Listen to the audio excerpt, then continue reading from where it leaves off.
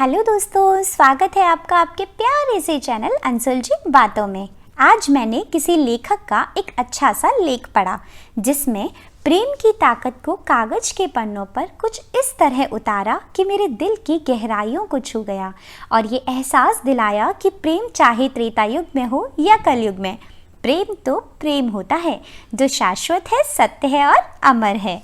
एक बार राधा और कृष्ण स्वर्ग में विचरण कर रहे थे। तभी अचानक दोनों एक दूसरे के सामने आ गए।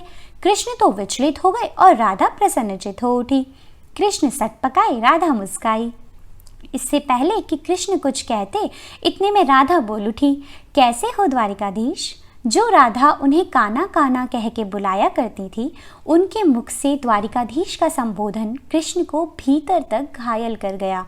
फिर भी कृष्ण ने अपने आप को संभालते हुए बोले, राधे, मैं तो तुम्हारे लिए आज भी वही काना हूँ जो कल था। तुम तो मुझे द्वारिकाधीश मत कहो। चलो बैठते हैं, कुछ तुम अपनी सुनाओ, कुछ मैं अपनी कहता हूँ। सच कहूँ राधा, जब भी तुम्हारी याद आती थी आंखों से आंसू भर आते थे। इतने में राधा बोल उठी, मेरे साथ तो ऐसा कुछ नहीं हुआ, ना तुम्हारी याद आई ना कोई आंसू बहा, क्योंकि हम तो तुम्हें भूले ही कहाँ थे जो तुम याद आते। इन आँखों में सदा तुम रहते हो, कहीं आंसुओं के साथ निकल ना जाओ, इसलिए रोते भी नहीं थे। प्रेम के अलग होने पर तुमने क्या खोया, ज़रा इसका आईना दिखाऊं आपको? कुछ कड़वे प्रश्न, कुछ कड़वे सच सुन पाओ तो सुनाऊं आपको। क्या तुमने कभी सोचा कि इस तरक्की में तुम कितना पिछड़ गए? यमुना के मीठे जल से जिंदगी शुरू की और समुद्र के खारे पानी तक पहुंच गए।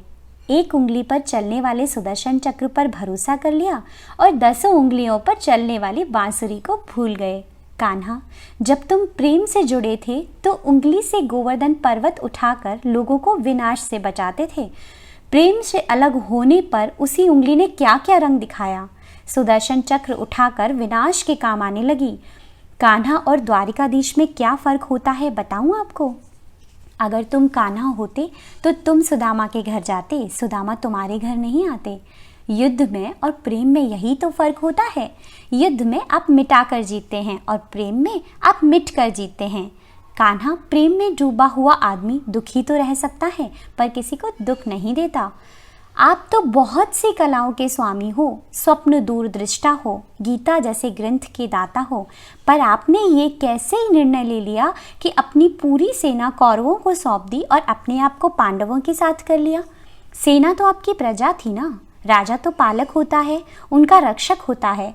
आप जैसे महान ज्ञानी उस रथ को चला रहे थे जिस रथ पर अर्जुन बैठे थे। आपकी प्रजा को मार रहे थे। आपकी प्रजा को मरते देख आप में करुणा नहीं जागी? क्यों? क्योंकि आप प्रेम से शून्य हो चुके थे कान्हा।